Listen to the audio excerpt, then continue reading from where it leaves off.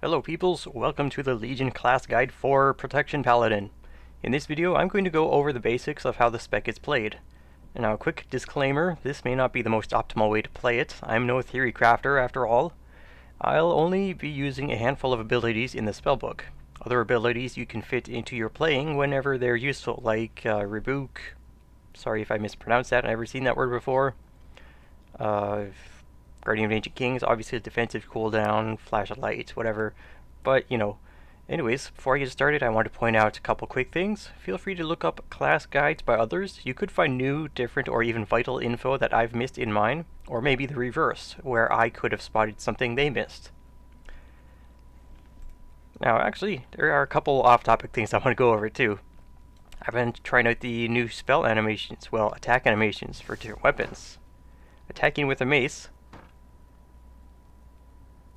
sounds like the construction noises at, well, camps and stuff. That's kind of nice. Actually, let me check again real quick here. Yeah, okay, it has the same flashy strike animation. You see a little kind of thing splash off of my target there. Next, I am going to try out a axe. Just pick whichever. There we go.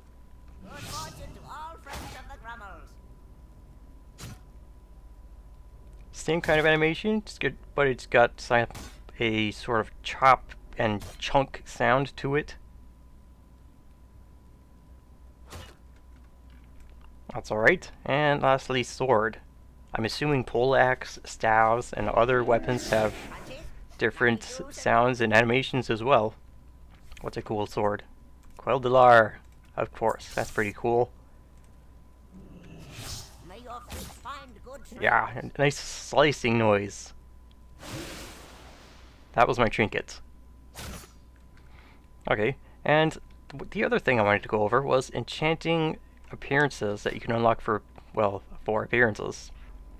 So, I showed in my last video, enchanters can craft a tome, which can be used to learn appearance illusions.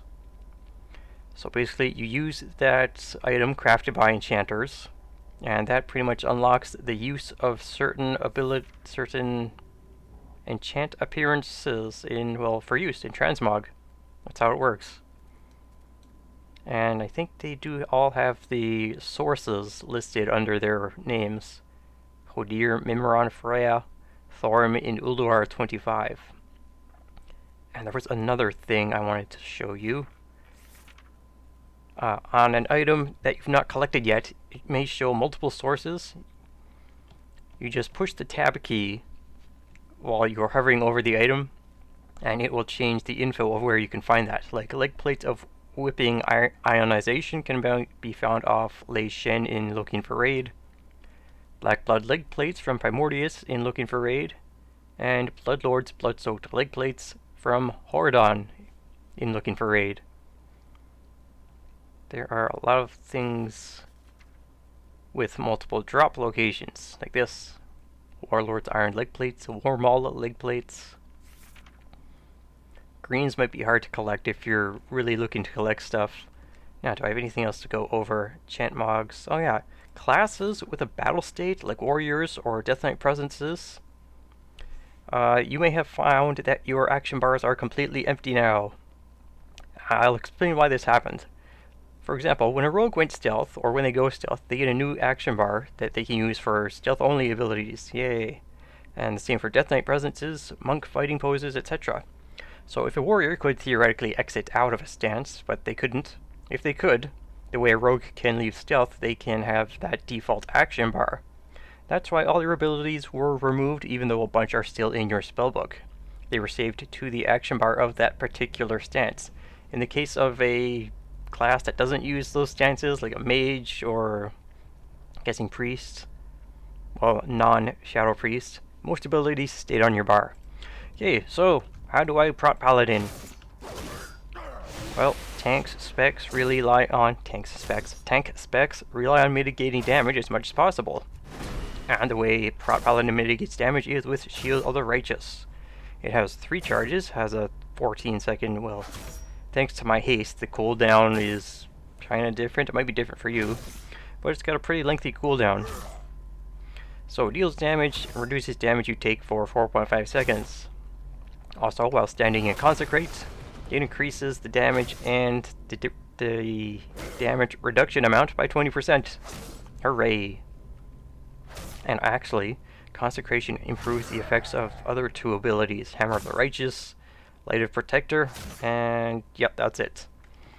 So, one of the main things of Prot Paladin is to try and always keep Consecration up, unless you go for the Consecrated Hammer, which pretty much passively grants the effects of Consecration on all those abilities without actually having to put it down. So if you want to mitigate damage, hit something with Shield of the Righteous. Smack. And if you're wondering, the duration stacks, but not the mitigation or anything else, just the time that it lasts. So if you wanted, you could hit it with 3 shields at once for about, I don't know, 12 or 13 seconds of physical damage mitigation.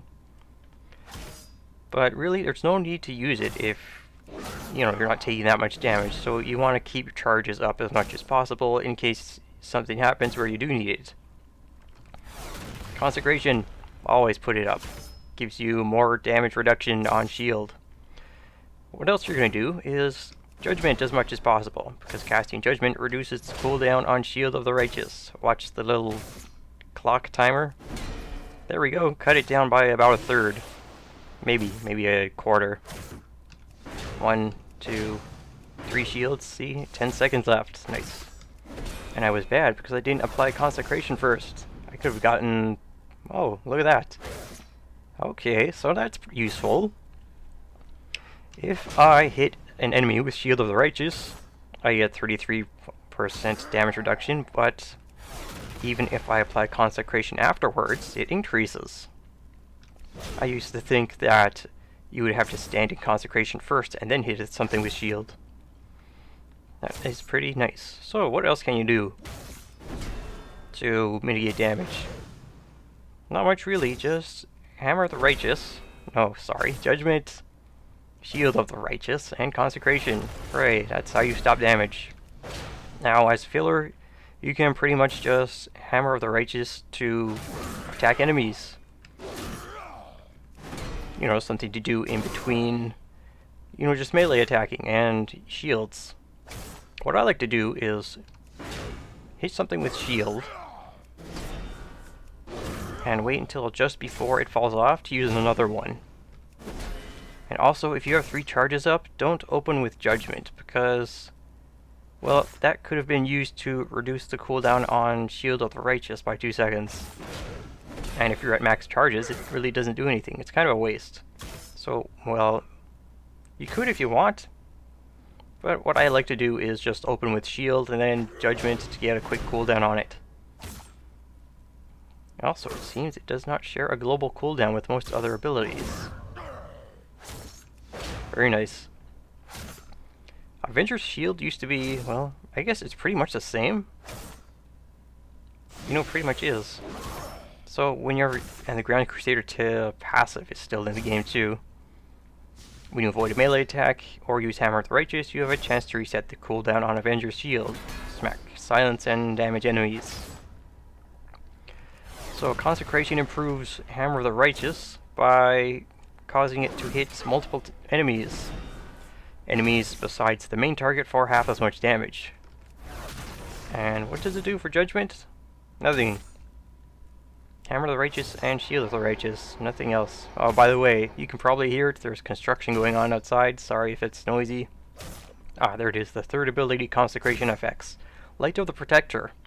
This can sort of be used to mitigate damage. It's a self-heal. And it heals you for 28% of your missing health. Meaning it is stronger when at low health. Oh yes, what's that? So, let's see. 58,816 when I was about half dead. Let me, you know what? Let me heal up a little more. There we go. So now it'll heal 28% of whatever's missing here, which is 22,900. Not a lot. So it's more useful when you're low health. But I really wouldn't wait till you're super low to use it. That's kind of risky. I mean, you can feel free to use it every now and then, if you want. What is this? Prevent durability loss. Oh, thank you. I appreciate it.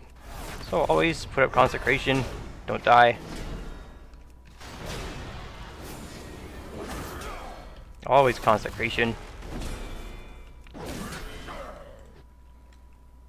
Yeah, pretty much it. Yeah, consecration, shield of the righteous to mitigate damage. You don't really need to use it if you're not taking that much damage in the first place. Well, but you can use it if you want. You probably should, because it does help out anyways, even a little bit. Like, it's just the way that I play. I would rather save it for a time when I would use it, let's say a big mob or a lot of little ones are coming at me. That would be very useful to mitigate damage from all those things. So shield, judgment to reduce the cooldown, to use shield more. Did I mention always have consecration down? Because you should.